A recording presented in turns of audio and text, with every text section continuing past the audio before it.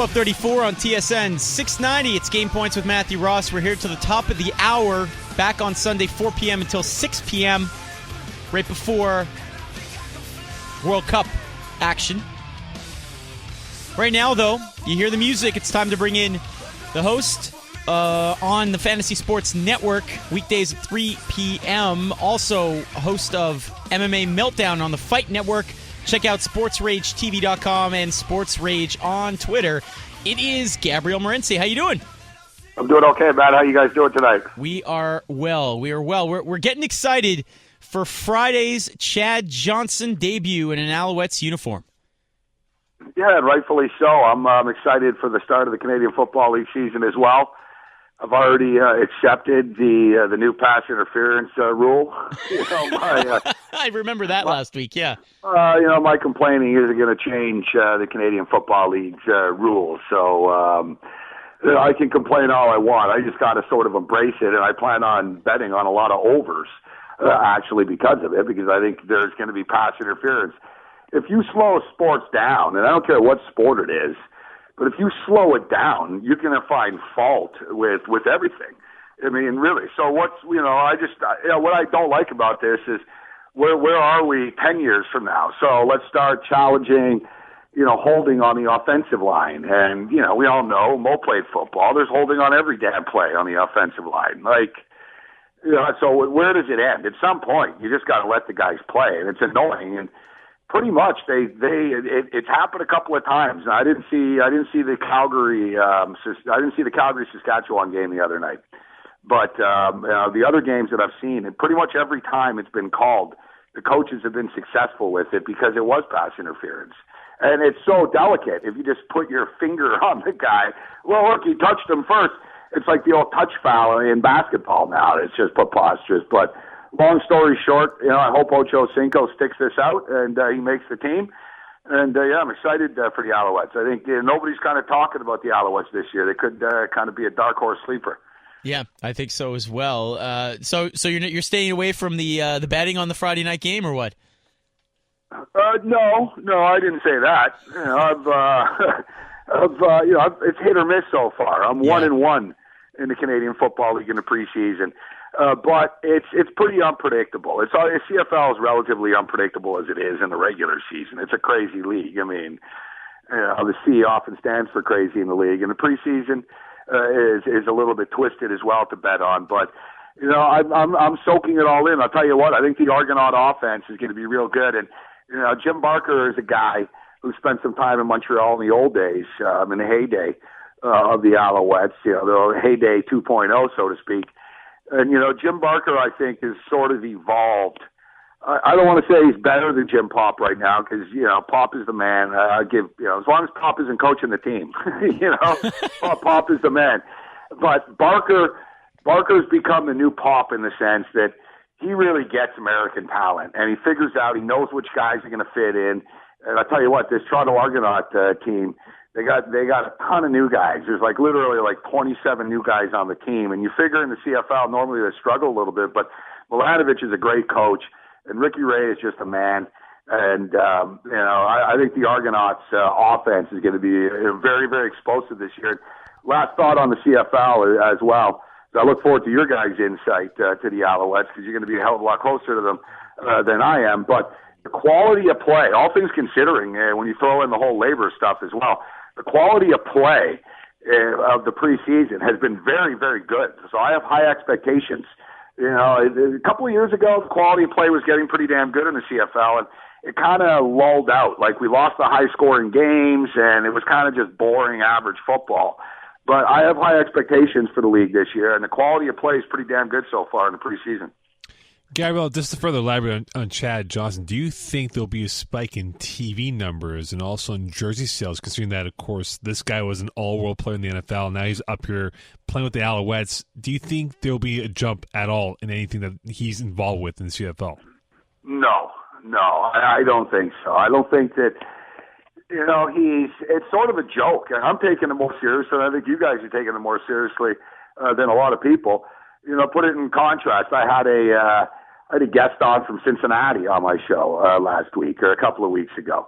Paul Desir. You know, he's a big bracketologist and, you know, college numbers analytics guy. He teaches a course at Cincinnati, and it came up, and I told him, and he's like, "Oh yeah, good for him." And like, no, I don't think so. I mean, people who like the CFL like the CFL. You know, maybe there's going to be a couple of Bengal fans or something, you know, that'll watch, but I don't think it has any huge impact. And I think you can sell some jerseys, Mo, in Montreal, and, you know, we know that the Owls are going to be looking to pick up a little bit of slack because they sold so many freaking number 13 jerseys over the years. I think Ocho Cinco will sell some jerseys in Montreal, but overall, in the grand scheme of things, I don't think it changes anything.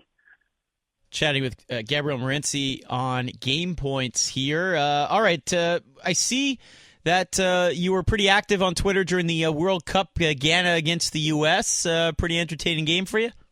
Oh, yeah, great match. I saw the tweet of Matthew Barnaby wasn't a big fan of the game, and Matthew Barnaby said, thank God soccer's only once every 4 years. I'm trying to watch this USA game, and it's boring as hell. It's like, yeah, because watching you play on the Buffalo Sabres versus the Columbus Blue Jackets was, like, so exciting, Matthew, you know? This guy should just shut the hell up. You know, there's 4 billion people watching these games, and there's, like, 40 people watching an NHL game, and Barnaby's talking about what's boring and what isn't. The World Cup's been, just over the top, actually. Over the top. I know Mo's a big soccer guy, but it's unbelievable. I mean, the drama, the late goals, the upsets, the fact basically half the matches in the World Cup, the team that has scored first hasn't won the match, which is almost unheard of in any sport almost, generally. It's amazing. Like, the upsets that are happening. The goals that are being scored as well. Oftentimes people complain there's not enough goals. There's being 3 goals per game being averaged in this World Cup for betting purposes. As anybody knows, I know there's a lot of soccer bettors in Montreal, a lot of sharp Italians and Greeks in the city that live and die with this stuff. 13-3 to the over so far. So you don't have to be Pele to figure this out if you want to be betting on this stuff. The matches are going over the number. I think that the totals and the goal outputs slow down a little bit as we go on, but we're still in the first round right now, the round robin or the whatever the hell you want to call it. So I still expect some goals. I mean, I don't see how or why the Netherlands don't score 3 goals tomorrow, and that match goes over the number. Spain and Chile is an interesting game, but the U.S. Ghana game is just so damn entertaining, and you couldn't have written a script like that. And the Americans showed a ton of grit.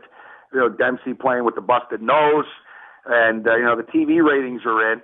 I was hoping to be a little bit higher for the United States, but it got 11.9 million people watching, that's a lot of people. It's the NBA Finals, the last game, I think, had about 13 million. So to put it in comparison, I would hope for a little bit more. But, that's just the American market. But, what a match, definitely. I'm really enjoying this tournament. Gabriel, I just interviewed Brett Forrest, who's the author of the book The Big Fix, out in bookstores right now. And he mentioned about, not saying that's going to happen, but in the third game where teams who have no chance of advancing beyond the group stage may fix a game or two. Do you believe that conspiracy theory that there could be a team in need of money that might fix a game so they can get some money in their back pockets out there? Yes, I do. Yes, I do. I don't know. I don't believe so much a player. Just because if you got caught, if you're a player, it'll have to be a hell of a lot of money. But, look at the Russian goalkeeper today. That was a weird goal that he let in. You know what I mean? It was a weird goal that he let in. But, really, could he go back to Russia and stuff and deal with Putin if Putin found out that he took $250,000 to let a goal in? But you're right, Mo. When it comes in, it's real tricky, and I've been warning people about this, actually. When we get to the third game of the first round here, when some teams have already qualified, things get strange, and, not anyone's really going to notice, but these stakes are so high. So if anything is being fixed, and I don't think the players are doing it, maybe, just maybe Nigeria. I mean, they said, they were going to fix the game against Scotland, and then the goalie scored on himself.